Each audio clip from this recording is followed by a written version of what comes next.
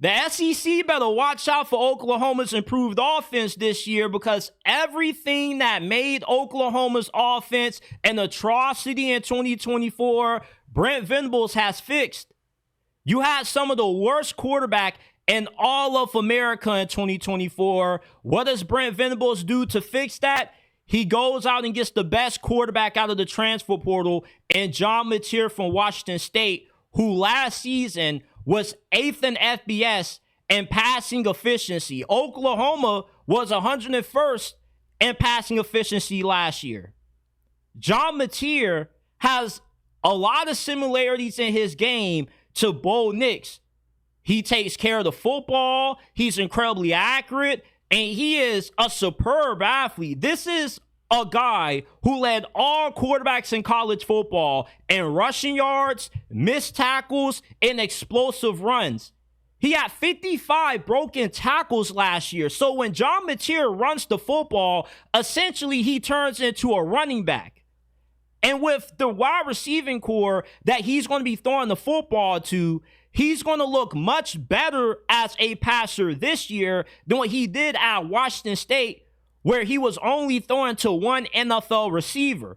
And for the John Mateer skeptics out there, believe it or not, yes, there are skeptics of John Mateer who like to point out how he struggled against the best teams that he went up against.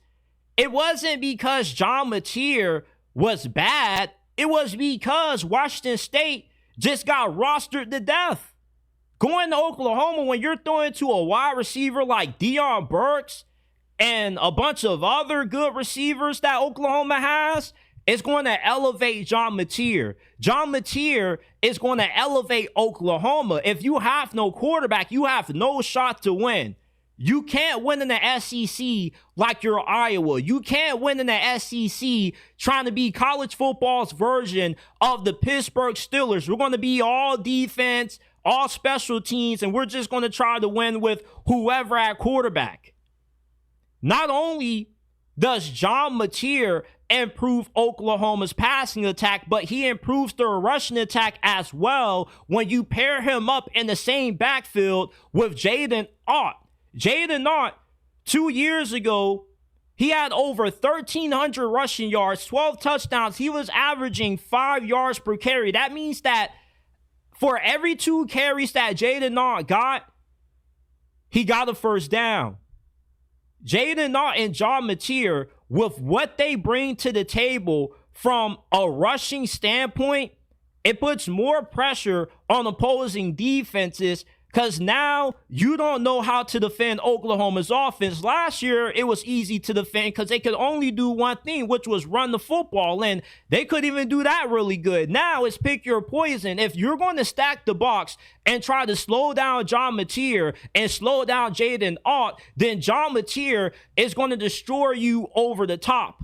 They got playmakers. They got a lot of speedsters on this wide receiving core, so they have more than enough star power to make you pay if you want to load the box. If you want to say, all right, we're going to lighten the box so we can have more numbers to defend against the pass, then they're going to carve you up. It's so difficult to defend Oklahoma's offense this year compared to only having to worry about defending the Oklahoma offense that didn't really give you anything to be threatened by. If anything, Oklahoma's offense was going to beat themselves with the amount of turnovers that Jackson Arnold and Michael Hawkins were choking up. John Mateer with Jaydn Ott is one of the most dangerous backfields in college football this year. There are not too many teams that have the star power at quarterback and running back like Oklahoma does. Oklahoma's offense is going to set the SEC on fire this year. They're going to burn this conference down to the ground for the amount of disrespect that's been shown to this program over this offseason. It's funny to me how all of these changes that Oklahoma has made seem to be getting glossed over. It seems as if them adding John Mateer, them adding Jaydn Ott doesn't mean anything.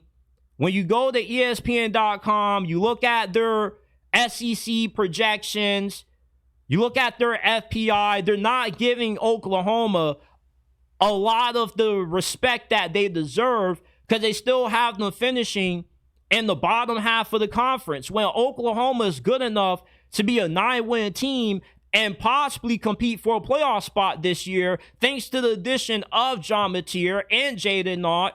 This is going to be a vastly different offense, a more improved offense than what you saw last year out of Oklahoma. And when they have a better offense, the best offense is a great defense, because now the defense doesn't have to be on the field for as many plays as what they were last year, and they don't get 45-second Gatorade breaks because they got to come back on the field after Jackson Arnold just committed another turnover. He just committed another turnover as we speak.